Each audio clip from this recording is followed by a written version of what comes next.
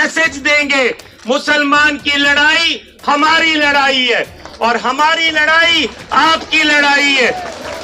तुमने दलितों की जमीनें ली, हम चुप रहे, लेकिन हम चुप नहीं रहे, फिर भी दबी जबान में अपनी आवाज उठाते रहे। इस लड़ाई को केवल दिल्ली तक सीमित नहीं करना है, पूरे हिंदुस्तान के एक एक सूबे में लेके जाना है और यकीनी बनाना है कि ये जो धक्का है हम बर्दाश्त नहीं करेंगे। जैसे किसान भाइयों ने 1 साल तक बॉर्डर पर लड़ाई लड़कर सरकार के घुटने लगा दिए थे, सरकार मान गई कि हमको बिल वापस लेना पड़ेगा। तो अगर वक्फ बोर्ड की जमीनों को बचाना है तो अब भी इस लंबी लड़ाई के लिए तैयार रहें और हम आपका पूरा साथ देंगे। और उसके लिए अगर हमें जंतर मंतर पर भी 1 साल बैठना क्यों ना पड़ जाए, हम आपका पूरा साथ देंगे। और यदि हमें यह ऐसा लगे कि हमको यूपी और दिल्ली का बॉर्डर सील करना है तो हम उसके लिए भी तैयार रहेंगे।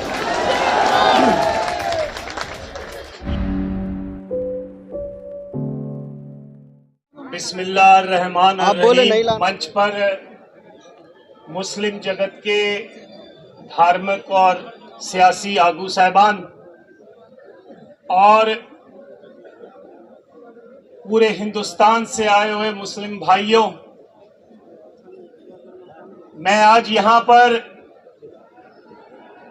आपको ये जताने आया हूं कि इस लड़ाई में आप अकेले नहीं हैं, हम आपका पूरा साथ देंगे।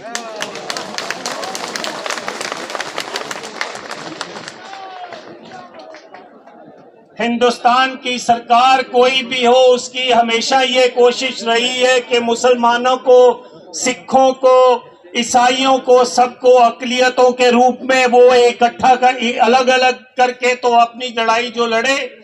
आज आपकी ताकत को देखते हुए एक और बड़े मुहाज की आज आप नींव रख रहे हैं कि हम अकलियत नहीं है, हम मेजॉरिटी है।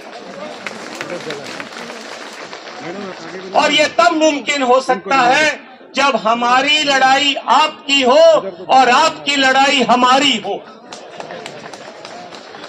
ये तब हो सकता है जब वक्फ बोर्ड की जमीनें अगर बिहार में उठाई जाती हैं या कोई धक्का किया जाता है या यूपी में किया जाता है तो पंजाब में से मुसलमान और सिख भाई वहां जाकर लड़ाई लड़े और अपनी जो है उनको बताएं कि ये हम बर्दाश्त नहीं करेंगे। और मैं आपको ये बताना चाहता हूं, ये फितरत में है। बिहार में पटना साहिब हमारी वो मुकद्दस जगह है जहां पर 10वें गुरु गोविंद सिंह जी ने जन्म लिया था, प्रकाश हुआ था उनका। वहां की जमीनें भी डिस्ट्रिक्ट जज के अधीन हैं। आधे से ज्यादा जमीनें 1956 से लेकर आज तक छीन ली गई हैं। इसी तरह नांदेड़ में आधे से ज्यादा नांदेड़ शहर हमको निजाम हैदराबाद ने महाराजा रंजीत सिंह के काम से खुश होकर तखत हजूर साहब को वो जमीन दी थी।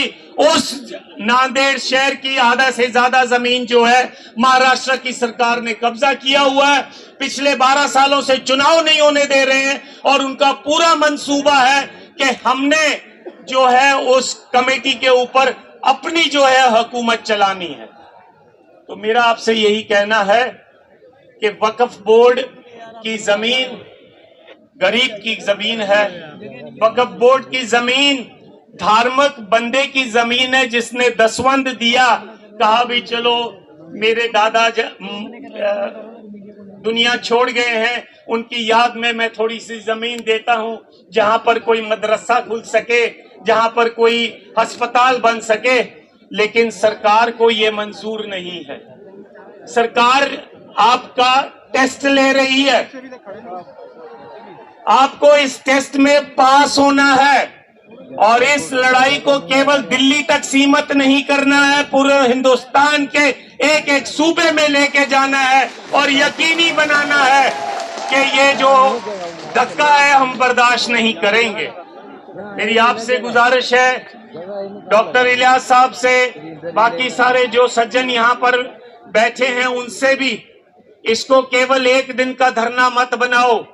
मैंने इनकी जो वीडियो टॉक सुनी है, इसमें इन्होंने कहा है कि जैसे किसान भाइयों ने 1 साल तक बॉर्डर पर लड़ाई लड़कर सरकार के घुटने लगा दिए थे। सरकार मान गई कि हमको बिल वापस लेना पड़ेगा। तो अगर वक्फ बोर्ड की, औकाफ बोर्ड की जमीनों को बचाना है तो आप भी इस लंबी लड़ाई के लिए तैयार रहें और हम आपका पूरा साथ देंगे।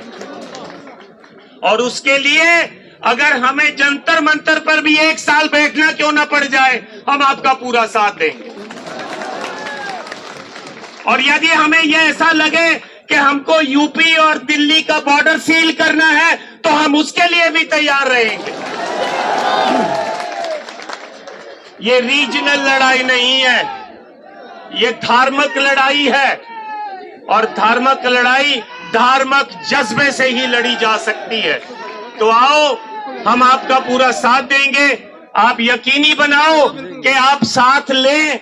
अगला मोर्चा अगर जरूरत पड़े तो मलेरकोटले में लगाओ, लुधियाना में लगाओ, और सारे हिंदुस्तान से जो मुसलमान भाई है वहां पर आए, और हम सिख भाई जो हैं वो भी रल मिलकर आपका पूरा वहां साथ देंगे। और सरकार को एक मैसेज देंगे, मुसलमान की लड़ाई हमारी लड़ाई है और हमारी लड़ाई आपकी लड़ाई है। तुमने दलितों की जमीनें ली, हम चुप रहे, लेकिन हम चुप नहीं रहे, फिर भी दबी जबान में अपनी आवाज उठाते रहे। तुमने ट्राइबल्स की भी जमीनें छीन ली हैं। तुमने बंबई के आसपास, बंबई से लेकर पुणे तक जितनी भी जमीनें हैं ट्राइबल्स की, वो भी छीन ली हैं। लेकिन अब वक्त आ गया है, इनफ इज इनफ। अब बर्दाश्त नहीं होता। अब हम सब रल मिलकर हम ये यकीनी बनाएंगे कि अपनी जमीनें बचाएंगे। एक बार फिर पूरे जोश के साथ, जैसे सब आप इकट्ठे हो, बोलिए आप मेरे साथ, वक्फ बिल वापस लो, वक्फ बिल वापस लो, वक्फ बिल वापस लो। मुस्लिम, सिख, दलित, ट्राइबल एकता जिंदाबाद। मुस्लिम, सिख, ईसाई, दलित, ट्राइबल, बहुजन समाज एकता जिंदाबाद। इस आस के साथ कि हम इस लड़ाई को जरूर जीतेंगे, एक बार फिर अंत में आप ही का नारा, नाराए तकबीर। तासुर ये दिया जा रहा है कि ये मुसलमानों का मामला है। हालांकि सच्चाई ये है कि ये मुसलमानों का मामला नहीं है, सिर्फ मुसलमानों का तो है ही है, लेकिन सिर्फ मुसलमानों का नहीं है, बल्कि ये मुल्क के दस्तूर का मामला है। इस मुल्क के दस्तूर साजों ने, मॉडर्न इंडिया के जो आर्किटेक्ट थे, उन्होंने जो खाका बनाया था इस मुल्क का, उसको ये लोग तोड़ देना चाहते हैं। तोड़ने की सिमत में चल रहे हैं। हमारे घरों में बिल्डोजर चल रहे हैं, मस्जिदों और मदरसों में बिल्डोजर चल रहे हैं, और अब ये वक्फ एक्ट के जरिए से भारत के दस्तूर पर, संविधान पर बिल्डोजर चलाया जा रहा है, चलाने की कोशिश हो रही है। तो मैं इसकी मुखालिफत तो हर हाल में करनी है, लेकिन आगे का लाहेअमल क्या होगा, आगे कैसे किया जाएगा, इसको ये लड़ाई कैसे लड़ी जाएगी। तो जैसा कि सब लोगों ने कहा कि ये शुरुआत है, तो जब किसी चीज की शुरुआत इतनी खूबसूरत हो तो उसकी जवानी और उसका शबाब कितना खूबसूरत होगा। मुझे हमारे सिख समाज के जिम्मेदार, मैं उनको मुबारकबाद देना चाहता हूं, और यकीनन ये लड़ाई सब लोगों की है, और अगर इस लड़ाई को अकेले अकेले लड़ा जाएगा तो हो सकता है थोड़ी दिन के लिए वो जीत जाए। लेकिन एक बात का यकीन है, मैं अपने मुसलमानों से और फिक्रमंद सिटीजन से, भारत के जो लोग चिंता में है कि ये भारत जा क्या रहा, कहाँ रहा है, बनाया क्या जा रहा है, ये जो मेजोरिटोरियन स्टेट बनाने की कोशिश हो रही है, इसका बेहतरीन जवाब है जो इन्होंने कहा है कि यह अक़लियतों की अक्सरियत का मुल्क है और हमें नहीं जमा होना है, बल्कि हमें अपने साथ और भी सबको जमा करना है। एक बात यह है। दूसरी बात यह है, हर लड़ाई के लिए कुर्बानी की जरूरत होती है। आप लड़ाई लड़ेंगे और आराम से बैठे रहेंगे, काम नहीं होगा। और जो बात उन्होंने कही, इन्होंने कही कि बस इनफ, बहुत हो गया, तो कुर्बानी देने के लिए हमें तैयार होना चाहिए। मैं मेहमानों का वक्त नहीं लूंगा, मैं तो अंदर का आदमी हूँ, मेहमान नहीं हूँ। बहुत सारे मेहमान यहाँ मौजूद हैं, तो मैं एक शेर पे अपनी बात खत्म करना चाहता हूँ। ये आगे का अज़्म है हमारा।